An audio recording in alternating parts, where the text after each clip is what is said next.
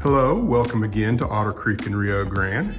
As you can see, I'm working on the risers for the staging yard, which means that I'm really close, which I know I've been saying that for like the last 4 videos, but I am maybe a week away from being able to put this in there in the layout room. So where I'm at right now is trying to make a decision whether or not just gluing that is gonna be sufficient enough for strength, which, you know, I realize I don't need a lot of strength because all of the downward pressure will keep everything in place as long as I've actually got all the joists where they need to be. But I'm still thinking maybe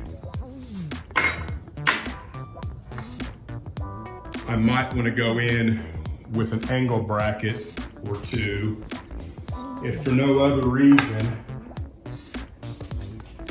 than just so that when I take it into the layout room and go to put it on the joist, if there's any kind of, you know, if it takes a hit in the process of putting it on there, and I would say there's likelihood of that happening, I think the glue will snap with the risers. So I'm still thinking about that. And I think even before I get that far, I need to go ahead and figure out right in here is where my panel is gonna be for the west staging yard. So I think I'm gonna do that before I do any gluing with any of the risers and just kind of sit on it and think about it for a while.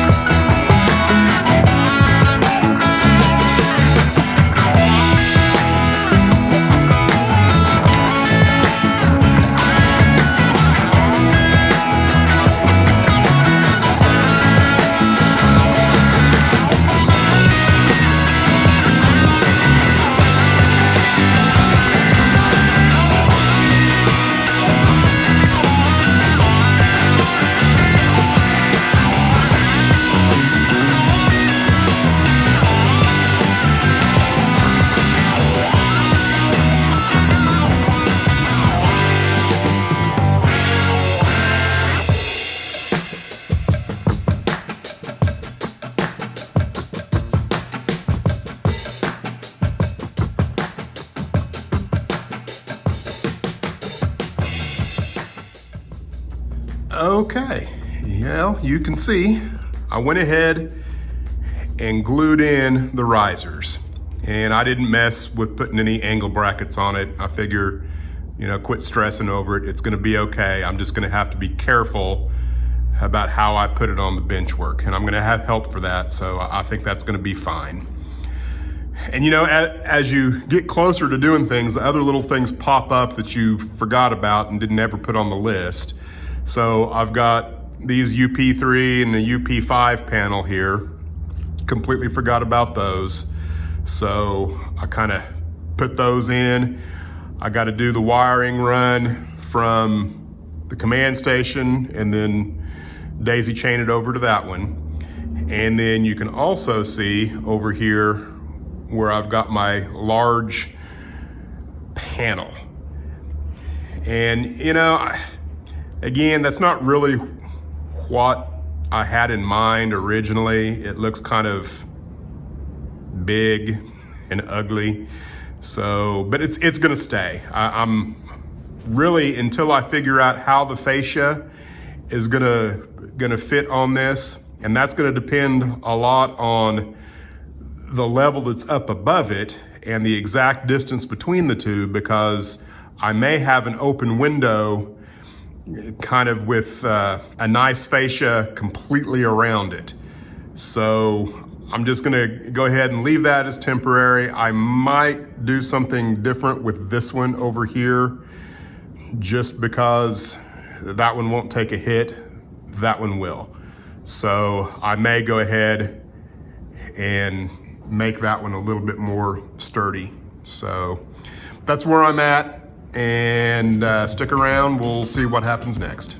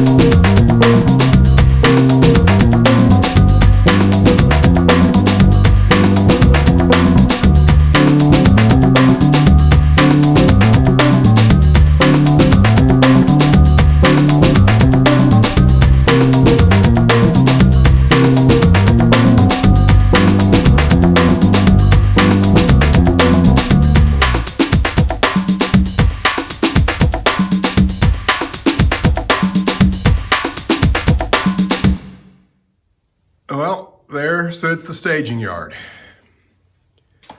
So the only thing that I could do wiring wise that I haven't done is wire some LEDs for the panels. I don't think that I'm even going to attempt that because, as I mentioned previously, my two panels, I'm not particularly happy with them, and you're probably sick of hearing me say that I'm not particularly happy with them. But, I do have some more panel art that I've attempted, and this is, I think this is like 13 inches, maybe 14 inches, and I could extend it a little bit further. You can see that I still got a button here that's too close to the edge, but I think this is closer. I think 5 inches this way, and whatever I can max out on a legal piece of paper,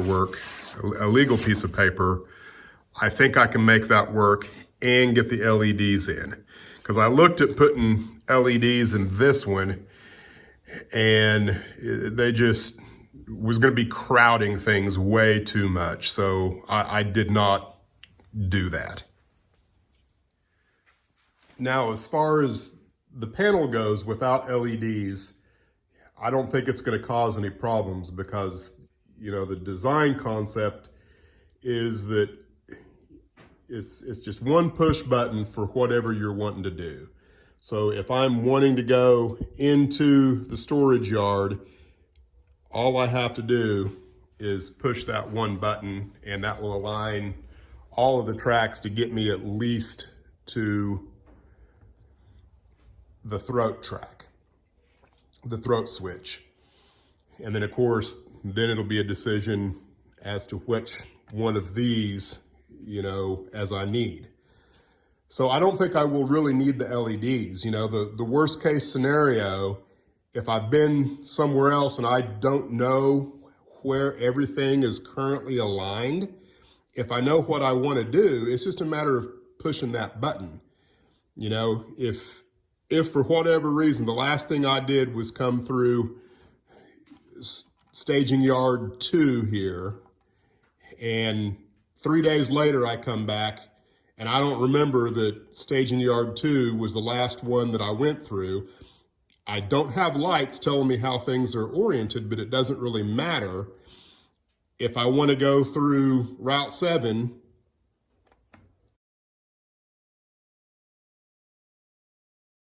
all I have to do is push the button for Route 7, and then all of the tracks will align appropriately. So to a certain degree, I'm looking at it right now as if the LEDs are just kind of eye candy as much as functional. So as the staging yard sits right now, there's really nothing keeping me from going ahead and putting it on the bench work. I still have the CID to configure all of the nodes and things like that for the west end. And I may do that next week. I'm not going to move this in this week because I'm getting ready to head off to Branson for a vacation. And so this is just gonna stay right here for another week. I'll probably do the node configuration next week during the week. Then I would like to paint a backdrop where this is gonna go. I'm pretty sure I'm gonna do that, and I would like to do it before I get this put on the bench work. Because right now I can pull the bench work away from the wall and get in there and make painting that part of it rather easy. So I think that's what I'm gonna do. But for now, we're gonna call this quits. I am so ready to be finished with wiring for a while, it's not even funny. So hopefully the next time you have to look at this, it will be as it's getting put in on the layout or after it's been put in on the layout with a painted backdrop. So stay tuned, lots more to happen for the channel. Way more to do in the model railroad room, so stick around, like, share, subscribe, and thanks for watching.